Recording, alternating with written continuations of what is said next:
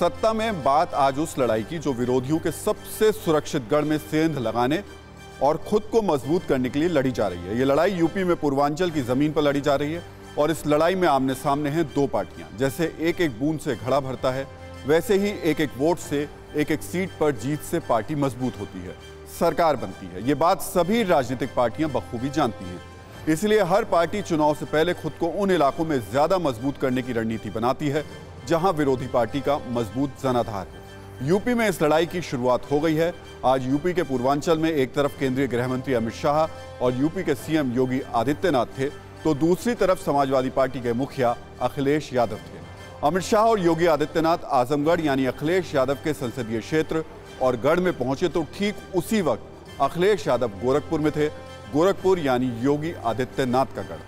दोनों तरफ से कोशिश एक दूसरे के गढ़ में सेंधमारी की थी, क्योंकि दोनों पक्ष ये जानते हैं कि जो खुद का गढ़ बचाते हुए विरोधी दल के गढ़ में सेंधमारी करेगा वो लखनऊ की गद्दी पर बैठेगा।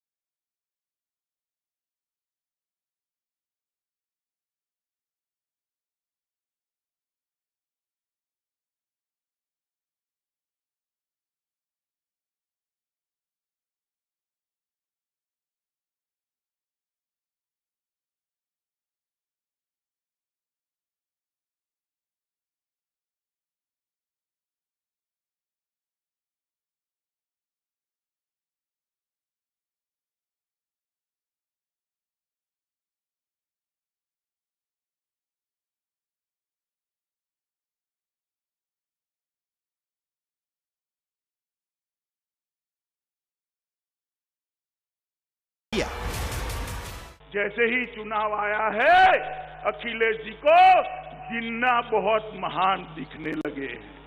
कोई आदमी ऐसा है जिसको जिन्ना में महान व्यक्ति की नजर आती है? कोई है? अब अखिलेश जी को लगता है भाई, क्योंकि चुनावी मौसम आया है। वहीं दूसरी ओर अखिलेश यादव भी सियासी ताल ठोकते हुए सीधे उत्तर प्रदेश के मुख्यमंत्री योगी आदित्यनाथ के गढ़ गोरखपुर में पहुंचे। विजय रथ यात्रा के जरिए योगी सरकार को चुनौती दी। जिस तरीके से ठोको राज चल रहा है उसमें ईज ऑफ डूइंग बिजनेस नहीं है, ईज ऑफ डूइंग क्राइम चल रहा है। इसलिए जनता ने मन बनाया, बदलाव होगा, खुशहाली के रास्ते पर उत्तर प्रदेश जाएगा और जो धोखा दिया जनता को वो जनता इस बार गोरखपुर की जनता भारतीय जनता पार्टी को बुखार ला देगी। उत्तर प्रदेश में यह लड़ाई विरोधी दिग्गजों के गढ़ में सियासी सेंधमारी की है। बीजेपी और समाजवादी पार्टी के बीच विरोधी पार्टी के सबसे मजबूत गढ़ में सेंधमारी की लड़ाई को समझने के लिए वोटों के समीकरण को समझना होगा। यूपी फतेह के लिए आजमगढ़ बीजेपी के लिए बड़ी चुनौती है, क्योंकि साल 2017 के विधानसभा चुनाव में प्रचंड बहुमत के बावजूद आजमगढ़ में बीजेपी चारों खाने चित हो गई थी। आजमगढ़ की 10 विधानसभा सीटों में 5 पर समाजवादी पार्टी ने कब्जा किया था। बीएसपी के खाते में 4 सीट गई थी, जबकि बीजेपी को सिर्फ 1 सीट से संतोष करना पड़ा था। सिर्फ इतना ही नहीं, 2019 के लोकसभा चुनाव में मोदी लहर के बावजूद आजमगढ़ की दोनों लोकसभा सीटों पर बीजेपी को हार का सामना करना पड़ा था। आजमगढ़ हमेशा से समाजवादी पार्टी का मजबूत गढ़ रहा है। समाजवादी पार्टी के इसी गढ़ को भेदने के लिए बीजेपी ने आजमगढ़ में पूरी की पूरी ताकत झोंक दी है। अमित शाह और मुख्यमंत्री योगी आदित्यनाथ ने आजमगढ़ में सौगातों की बौछार की। चुनाव की सुगबगाहट होती है तो ये लोग भी कभी कभी आपके बीच में आएंगे, फिर गुमराह करके चले जाएंगे। भारतीय जनता पार्टी ने जो कहा था सो करके दिखाया है। जिस तरह आजमगढ़ बीजेपी के लिए चुनौती है, ठीक उसी तरह से गोरखपुर में जीत की राह समाजवादी पार्टी के लिए आसान नहीं है, क्योंकि 2017 के विधानसभा चुनाव में गोरखपुर की 9 विधानसभा सीटों में से बीजेपी ने 8 पर कब्जा जमाया था, जबकि 1 सीट बीएसपी के खाते में गई थी। समाजवादी पार्टी का यहां खाता तक नहीं खुला था।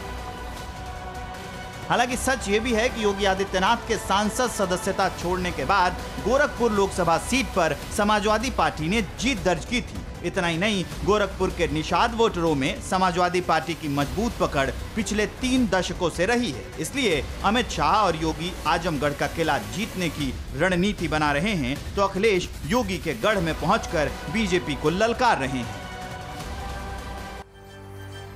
तो राजनीति में एक एक सीट और एक एक वोट महत्व रखता है, और लड़ाई अगर सत्ता की है और सत्ता की कुंजी किसी के हाथों में है तो वो सबसे ज्यादा महत्वपूर्ण है। एक ही दिन अमित शाह और योगी आदित्यनाथ आजमगढ़ पहुंचते हैं और ठीक उसी समय अखिलेश यादव गोरखपुर पहुंचते हैं। यानी बीजेपी और समाजवादी पार्टी को पूर्वांचल की ताकत का एहसास है। तो सबके लिए, अपने लिए, सबको और आपको ये जानना जरूरी है कि पूर्वांचल की राजनीतिक ताकत आखिर है क्या। 2017 विधानसभा चुनाव में बीजेपी ने पूर्वांचल की 164 सीटों में से 115 सीटों पर एक तरफा जीत दर्ज की थी।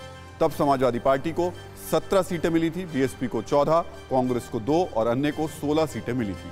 पूर्वांचल में एक तरफा जीत के साथ यूपी में बीजेपी की सरकार बनी और योगी आदित्यनाथ सूबे के सीएम बने। 2012 विधानसभा चुनाव की बात करें तो तब पूर्वांचल की 164 विधानसभा सीटों में से समाजवादी पार्टी को 102 सीटों पर जीत मिली थी। 2012 विधानसभा चुनाव में बीजेपी को 17, बीएसपी को 22, कांग्रेस को 15 और अन्य को 8 सीटों पर जीत मिली थी। यानी 2012 विधानसभा चुनाव में पूर्वांचल में एक तरफा जीत की बदौलत यूपी में समाजवादी पार्टी की सरकार बनी और अखिलेश यादव सूबे के सीएम बने। 2007 के विधानसभा चुनाव में पूर्वांचल में बीएसपी को एक तरफा जीत मिली थी। 2007 में बीएसपी को पूर्वांचल में 85 सीटों पर जीत मिली थी। तब पूर्वांचल में समाजवादी पार्टी को 48, बीजेपी को 13 सीट, कांग्रेस को 9 और अन्य को 4 सीटें मिली थी। 2007 में पूर्वांचल में शानदार जीत के साथ ही यूपी में बीएसपी की सरकार बनी थी, मायावती यूपी की सीएम बनी थी। यानी पूर्वांचल में जिस पार्टी का साथ दिया है, जिस पार्टी को चुना है, उस पार्टी की सरकार यूपी में बनी है। ये सच सभी दलों को बखूबी मालूम है। इसलिए अमित शाह से लेकर अखिलेश यादव तक सभी नेता यूपी जीतने के लिए पूर्वांचल को जीतना चाहते हैं।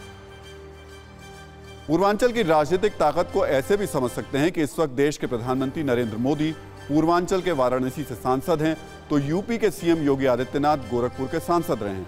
वहीं यूपी में सत्ता की दावेदारी जता रहे अखिलेश यादव आजमगढ़ से सांसद हैं। 2014 में प्रधानमंत्री पद पर दावेदारी पेश करने के लिए नरेंद्र मोदी ने लोकसभा चुनाव लड़ने का जब ऐलान किया तो उन्होंने वाराणसी को चुना और 2019 में भी वो वाराणसी से ही चुनाव जीते।